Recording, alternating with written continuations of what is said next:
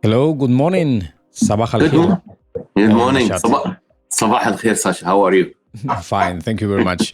Today we are going to talk about Saudi Arabia, which is a country that I have been checking with you during the pre-production phase, and it has been surprising me a lot because, you know, from the Occidental point of view, usually some stereotypes about the country, and it's really mysterious. So it's like something that we don't really know. So I'm really, really happy of doing this interview to do with you because I need to discover new things, and I'm pretty sure that more people will be interested in knowing what you have sharing. So please let's go with the pictures you shared with me and let's comment with them. Okay. So please, first one. This is famous. I barely know what is this, but please explain it. Okay. This is the Grand Mosque, Al Haram Al Makki, which is Mecca Grand Mosque, which is the center of of worshiping of all Muslims around the world. When they pray, when they ask, when they go and seek the God's mercy or these things, they pray and they go towards the cube over there, the black cube. It is located in the western region of Saudi Arabia, Mecca region, and it is formerly known Hijaz area.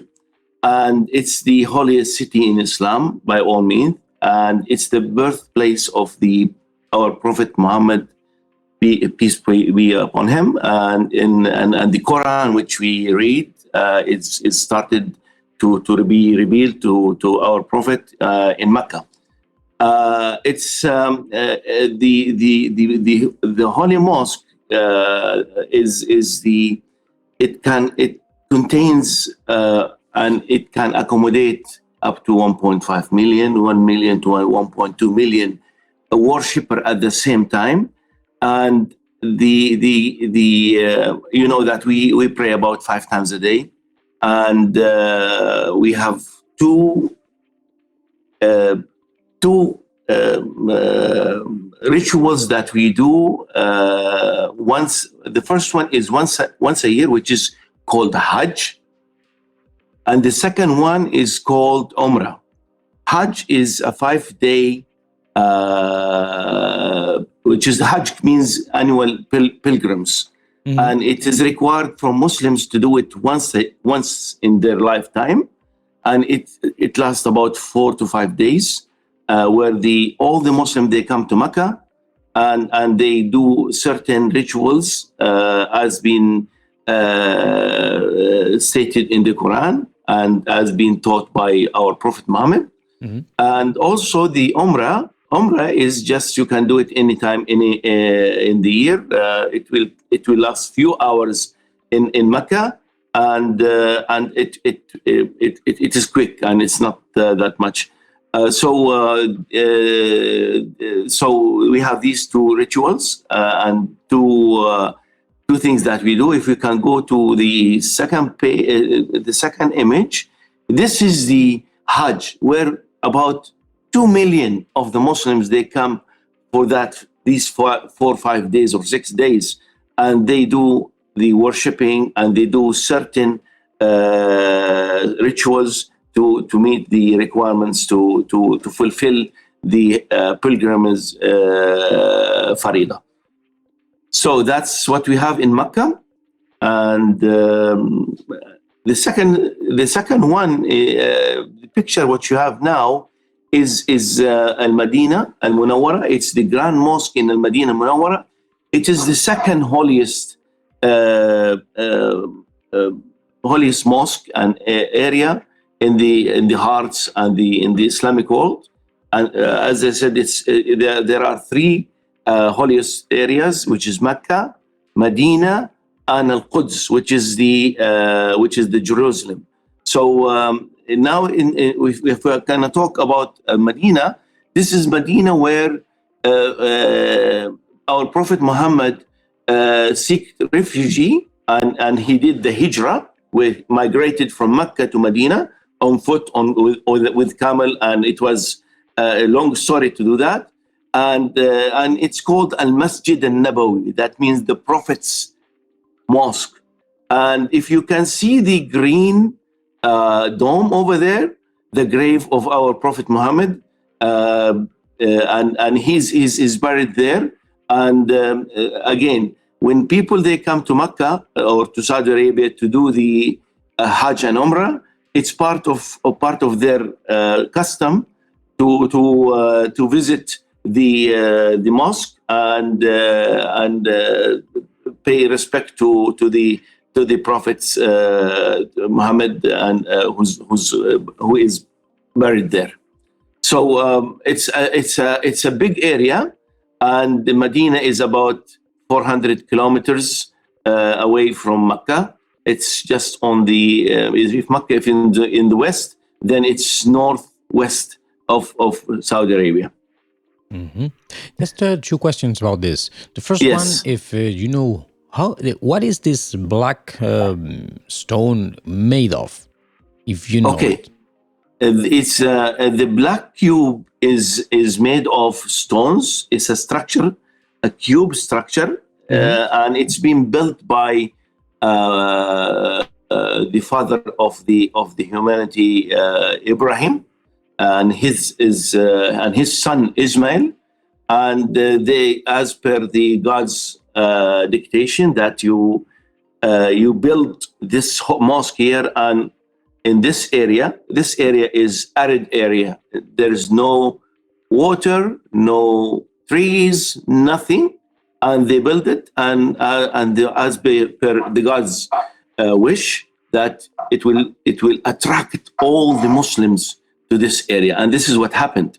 So they built it, and the structure which you see, it's been developed from generation to generation, from the beginning of the Ibrahim until the Kingdom of Saudi Arabia, but it is covered with the black veil, which is made of silk, and if you look at around it, it has a tape of it's not a tape, it's some kind of belt made of gold threads, and it has all different verses of Quran, and that's the whole thing. So this one changes; they change it every year, and they clean the Kaaba from inside, and they change the whole cover, which is called which we call the cover of the Kaaba, and we call it kiswa. Kiswa means the cover, which when you give someone a dress, you are saying this is kiswa. That means you are attiring him. Okay, so let's go with the next one. Okay, like I said, this is part of the Al Masjid Al Nabawi, which is the Prophet's Mosque in Madinah and Munawara. And as you see, it has been developed, and the massive development in the history of since he was buried there is done by the late kings and the current king of Saudi Arabia, and to accommodate more than 1 million worshippers at the same time. But the green dome, like I told you, it's the Prophet Muhammad is buried there, and since then everybody comes and pay respect, and they visit the mosque and pray and enjoy the peaceful the peace of Medina and Munawara. This is related with the previous one. Yes. Okay, this is one image of an area called Al-Ula. Al-Ula is just recently took a momentum as a touristic attraction and destination. It's about it's northwest of Medina and Munawara, and it's part of the tourist attraction. It aims to attract visitors for 2022 and so on. There are lots of archaeological things there, and it's been opened just recently for research, and believe me, there are lots of history behind this area, and also the structures and the stones. It gives it the infrastructure to be a destination. Also, there is a place called Hijra, which is a UNESCO World Heritage Site. It's within the Al-Ula area. Today, Al-Ula is a world masterpiece. It offers adventurous experiences for every type of traveler, domestic, international, and so on. If you can go to the next picture, this is called Al-Maraya, which is, Maraya means mirror, and it's just been built, and they do some kind of concerts, they do big events, and so on. And if you just go to the next one, this is one of the resorts that are being built in this area, where you can enjoy the nature. There are no cars. The cars are kept away from the area, and you just be in between you and the ground and the sky, and enjoy the starlights and so on. How do you reach the place? Moment. Excuse me? How do you reach the place? You told me that the cars are left outside of the area. Yes, you can reach from any destination through airport. There is an airport called Al-Ula Airport. If you arrive to Jeddah or Riyadh or Dammam or any destination in Saudi Arabia, then there are regular flights to Al-Ula Airport. And from there are cars that can take you up to Al-Ula, and then buses and so on to make sure that the area is not being tampered with and congested with cars and pollutions and so on. So this transportation for bringing you there. Yeah, like you said in Spanish is tranquilamente. You go for tranquilizing yourself and enjoy the God's creation. Relax at the end. It's relaxed area. Yes, it's a relaxation area. Yeah. And this is one of the resorts tents or rooms that they have, and it's a 5-star thing. There are so many things now, and also they are building more and more to attract more people to come to Al-Ula. Okay, this is an image from the Asir region. It is southern west region. It's in the mountain. The mountain can go up to 3,000, 4,000 meters above the sea level. And these are the traditional houses, and it's always raining there, and it's green. And there are seasons. People, they go to the waterfalls over there, and it's an agricultural area. Now there is a strategy for this region to be an international tourism hub. They are aiming to have about 10 million visitors by 2030 to visit these areas. It's really nice, and there are about 3-4 airports: Abha, Khamis Mishet, Al-Baha, and so on. These airports, it can connect you anywhere. And as you can see, if you can go to the second picture, it's no, not this one. The next one, please. Yes, this is where the another style of the houses that been built and left and lived in. And if you can just roll in, you can see some images of Asir region. Some attractions. It will take you from the 4,000-5,000 meters above the sea level, and it takes you all the way to a certain low level. And it's the journey there. It takes about half an hour or 20 to 30 minutes journey, and it's very safe and so on.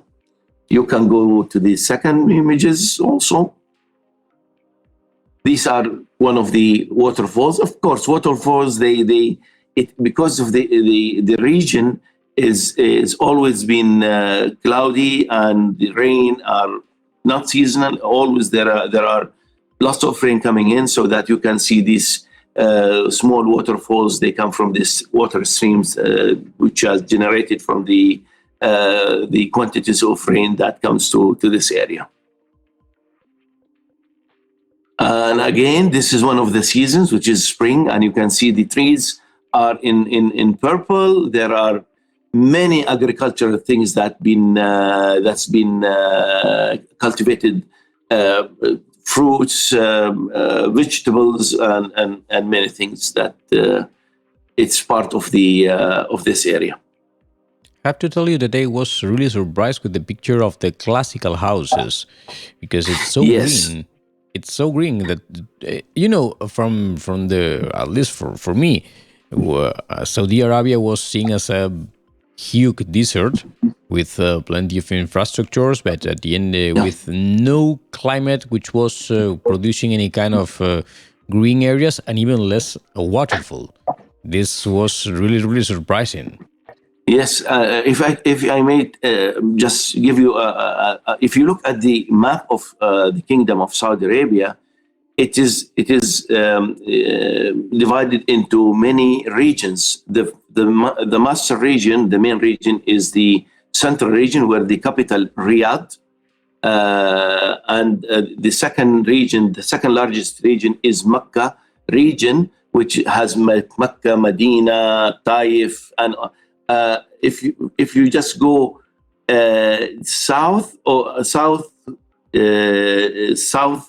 Mecca, you start climbing the Sarawat series of mountains, which goes down all the way to the south to Asir region, and starting from Taif, which is above the sea level, about 3.5 kilometers above the sea level, then the rain and the greenery start there. So the series of the Sarawat mountains, it's always rainy and good climate, and in the winter it's very cold. Sometimes it rain hail. It's not snow. It's like ice cubes and so on. So it's green. And the weather is really good. In summer, it's fantastic. The government of Saudi Arabia, they used to go to Taif during the summer because of the weather. It's always pleasant, and they don't use the air conditioning that much in these regions, except in these really hot times. Mm-hmm. So let's continue. You are giving me a lot of tips where to go, and during the summer, the area which is should visit. Okay, this is one of the Vision 2030 projects. It's called NEOM.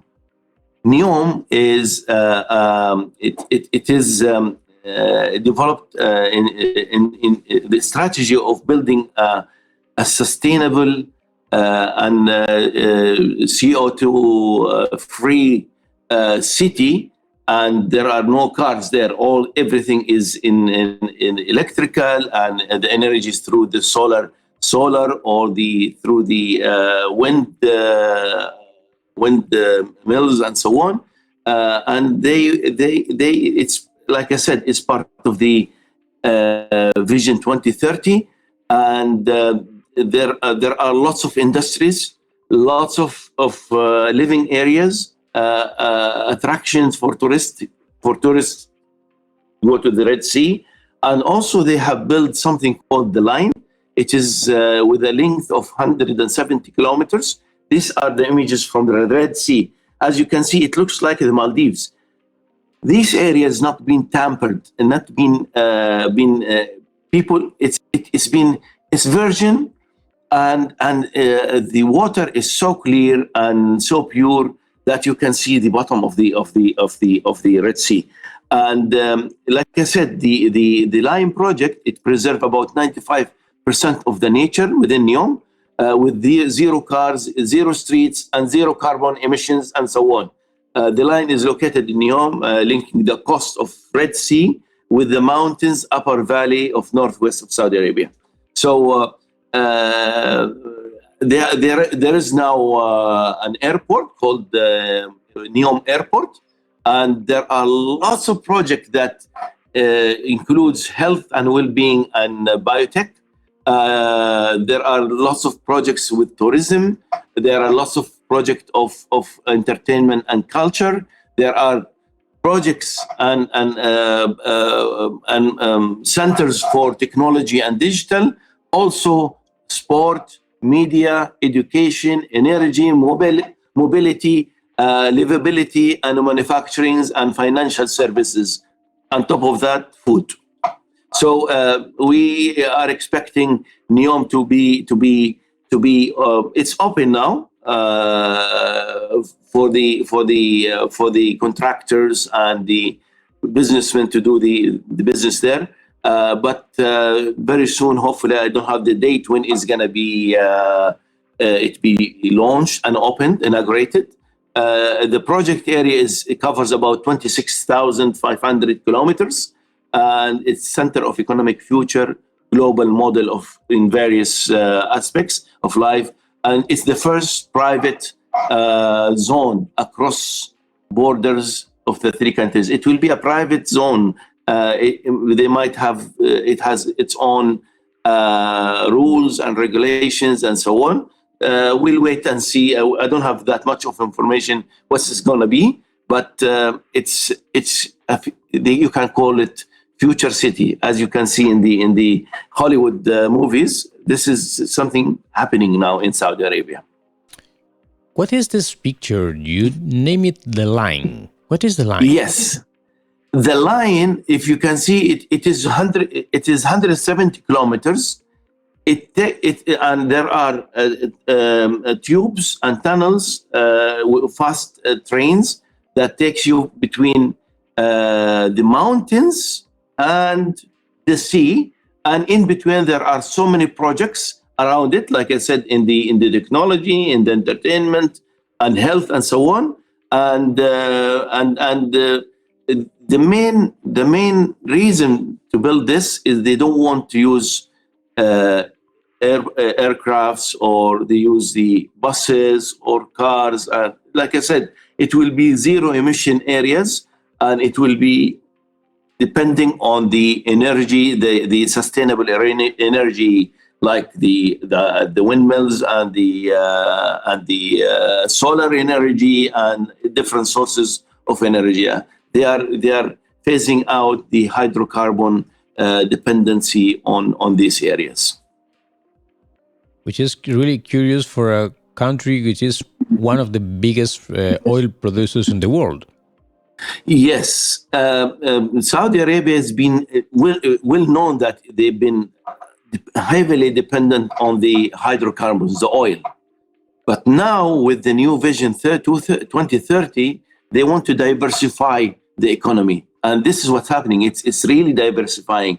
They are reducing the dependency on oil, and there are lots of projects in energy projects, like I told you, the wind sources, the solar cells, nuclear plants, and so on. So, and also the income of Saudi Arabia were heavily dependent on the barrel of the petrol, which fluctuates between $20 to $150, and it depends on the situation and the economy of the world and the geopolitical situations. That fluctuates. So when they do the budget,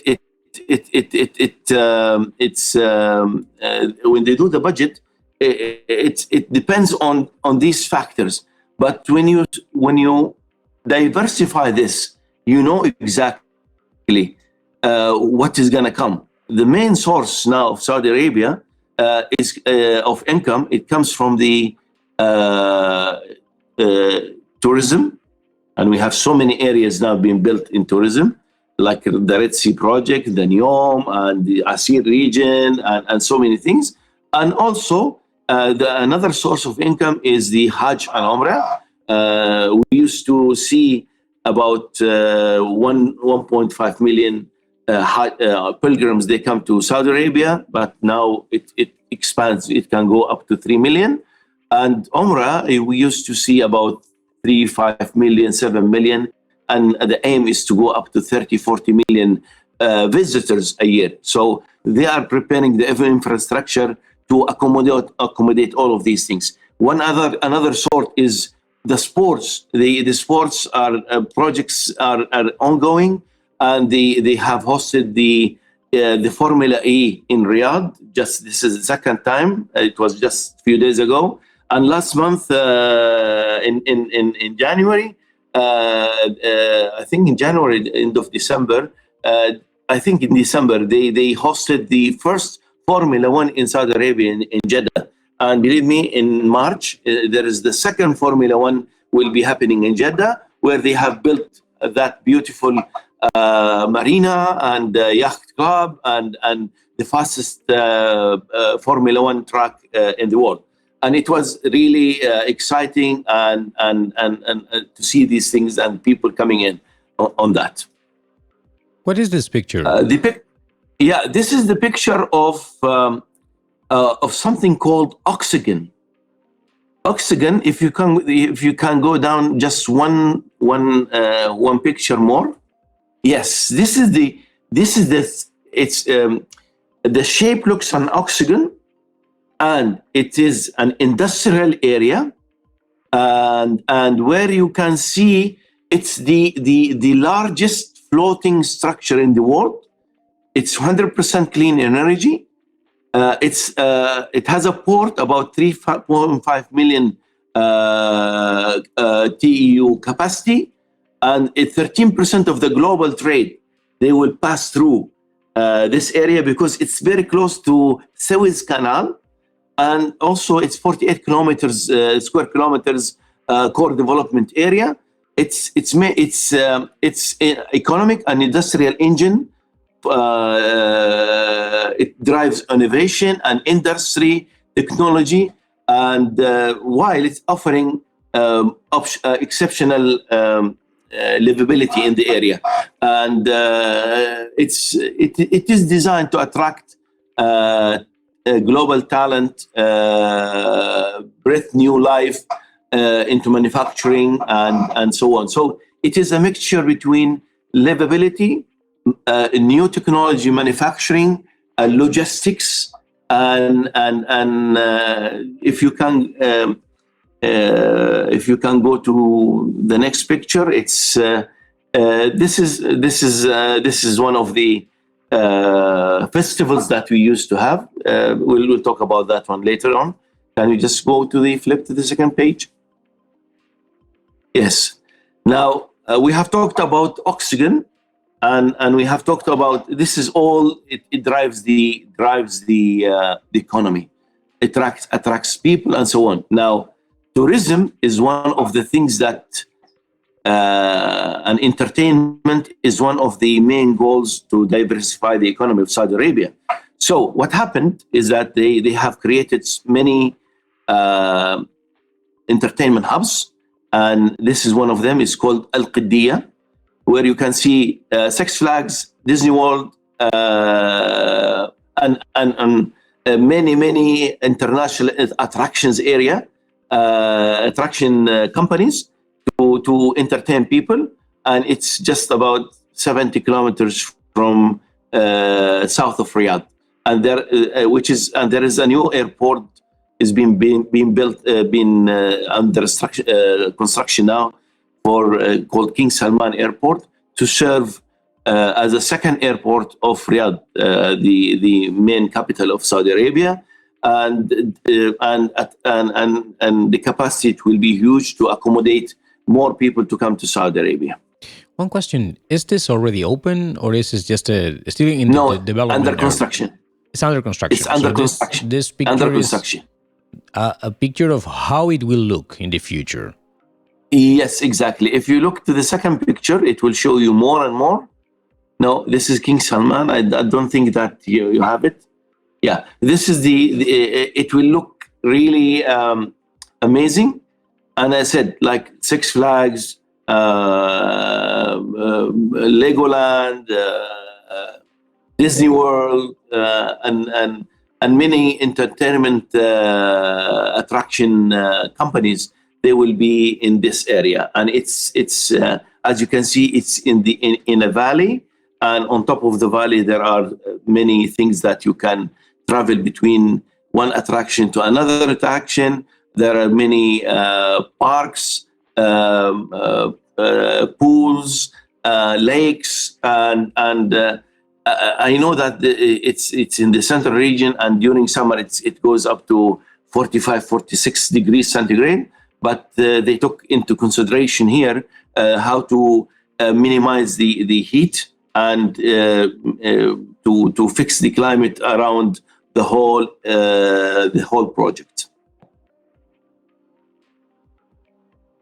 This is another project which is it will be the jewel of the parks around in the world. It's the biggest park in the world, called King Salman Park.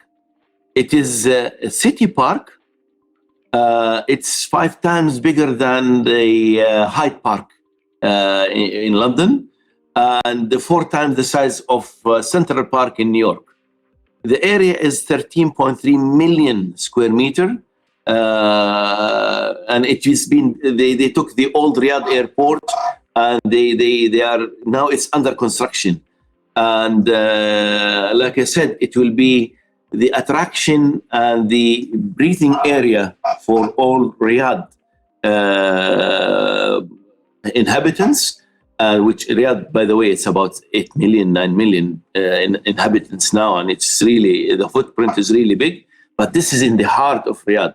So you can see the greenery, and accessibility to it it's very easy from different directions, and there are lots of the energy sustainability, and it will be another thing to emit and replenish oxygen in the area. Okay, this one is in Jeddah. It's a Formula One. This is the yacht club. It's already been built, and as I said, in end of December, they held the Formula One Grand Prix of in 2021, and it's amazing. The whole track and the yacht club, it's been built in less than 10 months. And now they are fixing more things as they go, because next month we will see another Formula One coming in, because the weather is very good now in Jeddah. So it was really successful. It is the fastest track. It's about the fastest track between all the Formula One tracks around the world. The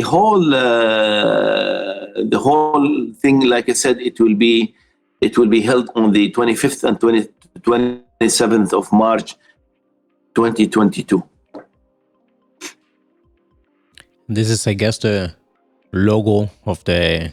This is the Formula One. As I can see at night, the images are really nice. There are a corniche, or an area that people, they can go and enjoy the walking and the restaurants and entertainment.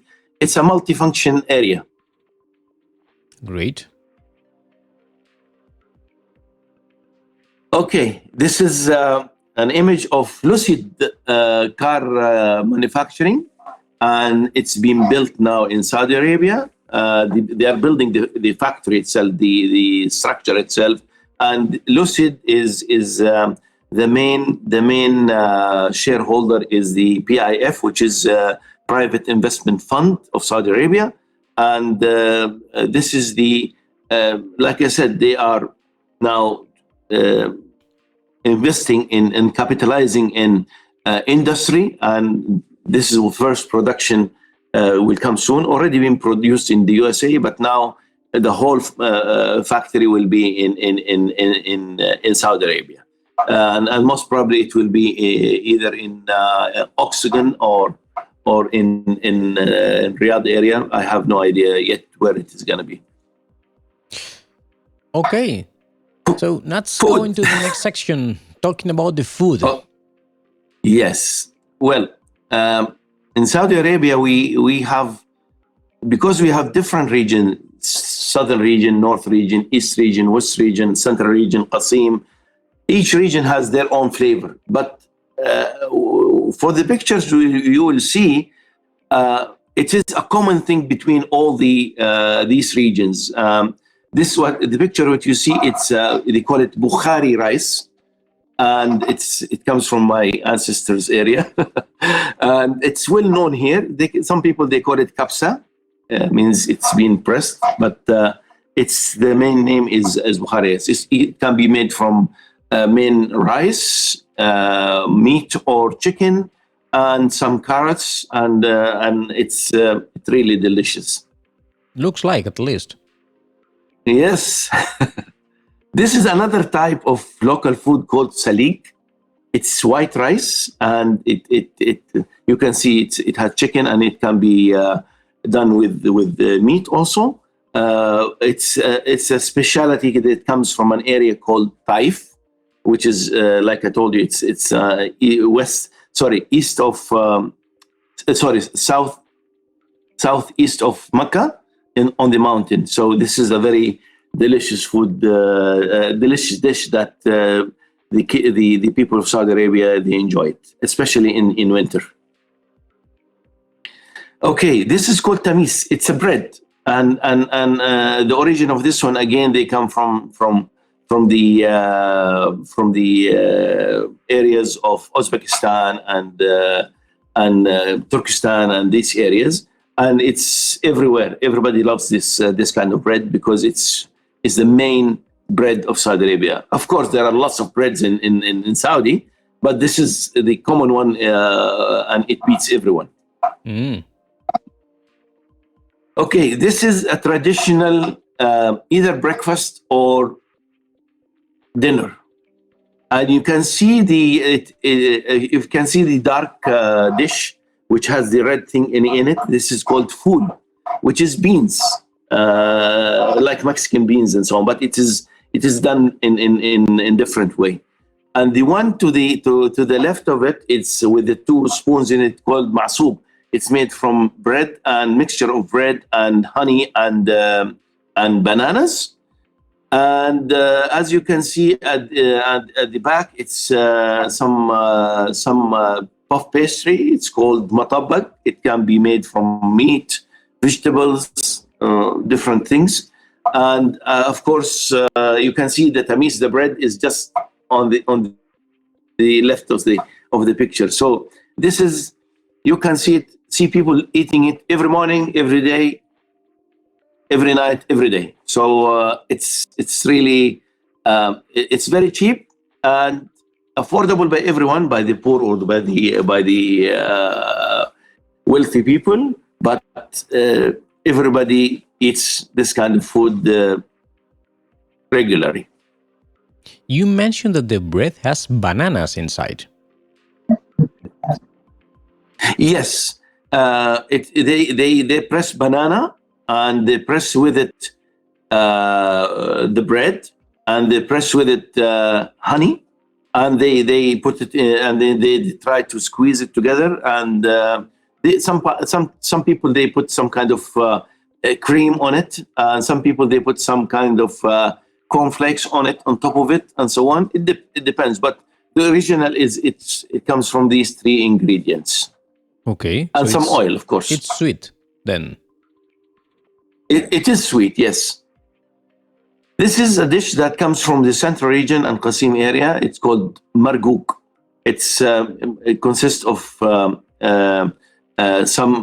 flatbread, small flatbread or dough, and meat, and lots of vegetables. And you can see the lemon, the black lemon, the dried lemon, and some of the vegetables that they use it in this dish. It is very common everywhere, especially in the eastern region, central region, and so on. This is, they call it mataziz, and it looks like that one, the one before, but with different way of cooking. Again, this is a very delicious dish, and it comes from these areas, the Eastern Province and Central Provinces. The king of food in Saudi Arabia, it's fish. Eastern region, must, right? And Western region. Yes, it has. It's a fried rice, or you can or grilled rice, and it comes with different types of rices. As you can see on the top, there is a white rice, and the bottom is a brown rice. The brown rice is called sayadiyah. They cook it with the tamarind, and they cook it with lots of onion and so on.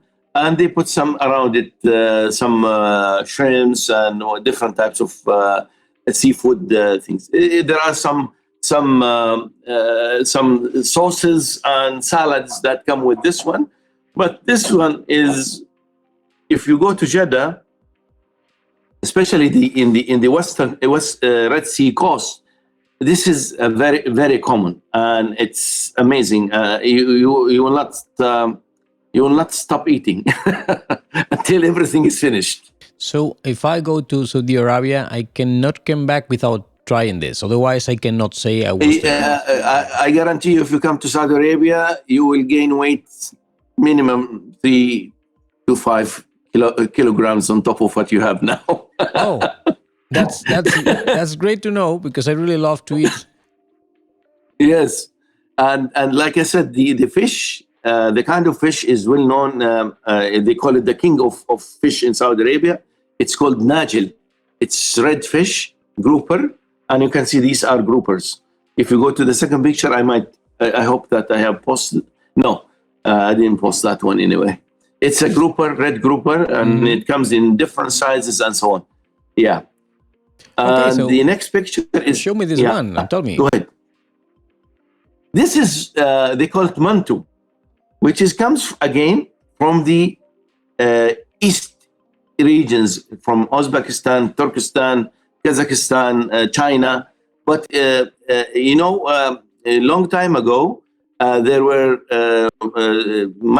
migrants. They come from Turkestan area. There is Eastern Turkestan and Western Turkestan, and it's been divided, been occupied by Soviet Union and by Republic of China. And but in the Soviet Union, when it gave the independency, there now they call it Uzbekistan, Kazakhstan, Kyrgyzstan, and so on. This is a traditional food, which is dumpling. It comes in different flavors. Yeah, it comes in different flavors. The inside is meat, and they come in squash. It can come in leek, different vegetables, and so on. So this is one of the traditional ones, and everybody eats it here in Saudi Arabia, and it's well known because it's not easy to find really a good dish like that one, because this is easy to you by yourself you can eat all of that, huh? Without feeling that you ate, and it makes me hungry now. It looks similar to different dishes I've seen, in example, in Ukraine, named the pelmeni, or in Russia, which are similar, and also even in if I'm not wrong, in China there is something similar to it. So it looks like this is similar in different places and in different areas.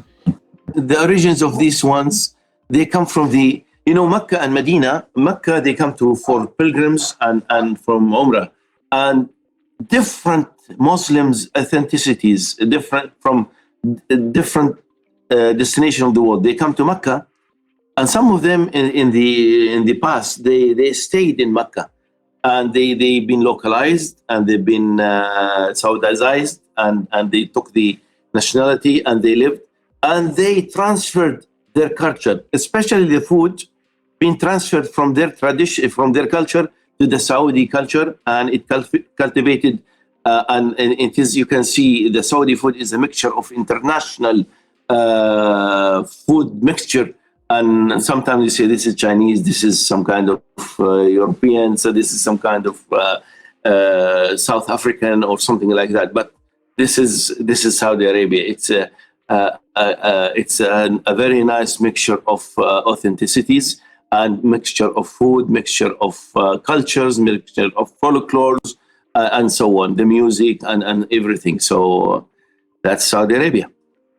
I have some questions for you related with about the country itself.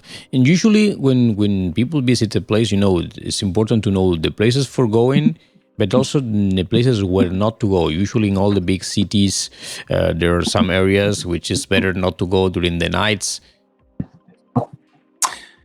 Well, let me tell you one thing. Saudi Arabia is one of the safest countries in the world. The crime rate is really low. You can go anywhere in Saudi Arabia without any trouble. Sometimes you can carry 1,000 euros in your pocket and walk, and nobody asks you, or nobody comes to you and harass you or try to rob you or something like that. This comes because the nature of the Saudi Arabia, it's because of the religion of Islam, because our been taught that you have to be peaceful, you have to treat people like the other people like to treat you, and also you have to be honest, you have to be charitable, you contribute to the community, and so on. So these are the Islamic revelations and Islamic orders to be the right citizen and the right person. And now, if you go anywhere in Saudi Arabia, from from north to south, and east to west, and so on, I guarantee you will not have any trouble as long as you are legal in Saudi Arabia and you have the credentials with you. The security, like the police and so on, are everywhere, and they keep the safety of the people always at the top level. But I'm not saying that we don't have crimes, we don't have thefts and these things. But if you compare it to the other countries, it's very low, and there are no areas that you cannot avoid. Fantastic to know. And one last question, of course, about the costume. What do you should guest to go? Because of course, if there is an example, an attractions park with a lot of roller coasters, this will be attracting people from many different countries in the world. But I don't know if there are some rules, because probably, to be honest, with 45 degrees, wearing maybe a shirt like the fantastic shirt you're wearing now will be like a torture for me. So is it allowed to go with with a t-shirt or short pants even? Is this allowed or is this not allowed? Okay. Let me divide this one into two areas, the female and male. Let's start with the male. You are allowed to walk in the streets with the shorts and t-shirt and these things, but you have to be more decent. Yeah, you don't have to wear some things that it might provoke the Saudis or these things. During the sun and the heat, this is much better. What I'm having is just white thobe. It's very light and it doesn't absorb the heat. And on top of that, this is the called shumakh, and we have another kind which is made of again of cotton called the ghutra, which is just pure white. And this is called igal, and this is to keep the holding the whole thing on top of it. This is very good because it protects you from. You can put a hat or a cap if you want, but this is the traditional dress of the Saudi Arabia. And also during the dust and these things, it will be really nice to come like this and just do that and put your glasses and make sure that you prevent yourself from inhaling the dust and these things. So, and we have different styles. I mean, I feel, for me, when I walk in the street, I feel this is much better for me. It's easier and so on. But it's normal to go with the pants and a t-shirt and you can just run and put your shorts and trunks and go around. And I don't think there is anything. But there is a code, a dressing code during if you are going to the shops or shopping malls or public areas. You have to make sure that you don't expose things that maybe the Saudis will take it as an intimidating or something like that. So long pants will be fine. Short will be okay, but preferably long pants and with good shirt. Nobody will ask you what are you doing. This is part of the male. For the female, you have to be decent because we are Muslims, and as per the dictation of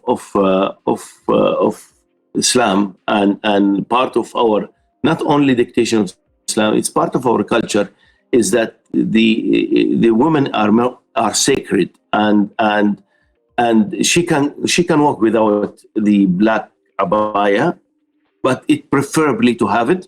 And the veil now with the new trend is going on and the opening of the country, she can go without. But also, again, I'm saying you have to be more not careful. You have to make sure that the other part of the Saudis and so on will not be provoked from this, and wear the decent clothing. And does not mean that you have to cover your face and your hand and everything. No, that's not the issue.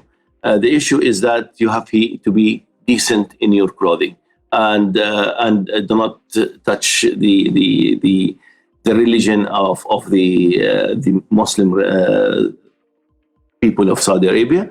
But like I said, we now with the opening for the past 4 or 5 years of Saudi Arabia with the Vision 2030, it is a must that you have to accept many cultures. You have to accept the clothing, some of them, but again, there are some rules and regulations. And if you go to the hotel, there is a swimming pool, but you shouldn't go with the swimming suit for the women's. It should be. There are some times for the women's to go and so on. But I'm not saying that it's totally forbidden. No, there are some other areas they can go and swim. There are some beaches that are available for them to go and bathe and swim and enjoy their time. I understand.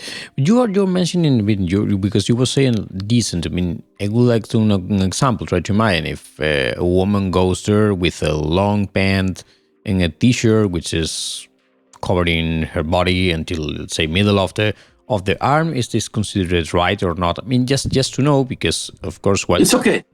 It's okay if she has a long trousers, a t-shirt or long sleeves, it will be fine. I mean, I don't think that as long as the pant is not so tight and shows her body structure and these things, which provokes people. So this is one of the things that you have to be careful. You have to. There are some sites that tells you exactly what to wear, what to do, but take it from the right sources of Saudi Arabia. Don't take it from everyone, because you don't know who is against, who's with. And the best source is to come from the Visit Saudi Arabia. I think it's www.visitsaudi.com. It tells you about all the attractions. It tells you about the visas. It tells you about what to do, what not to do, what to be careful about, how to travel from one city to another, what are the availability of this transportation means, and where the most attractions are, what are the restaurants, and many things. We are like other people of the world, but we are Muslims, and we have some some guidelines that we have to be abiding with. Okay. Then I think this is certainly enough. Really, really thank you for all that Thank you. information about the country, about the food, about the new things that are being done for the 2030 vision of the country. So I'm really, really enjoyed interviewing you and really thank you for all that information. Thank you very much. Thank you very much. Thank you, Sasha, and hopefully to see you again.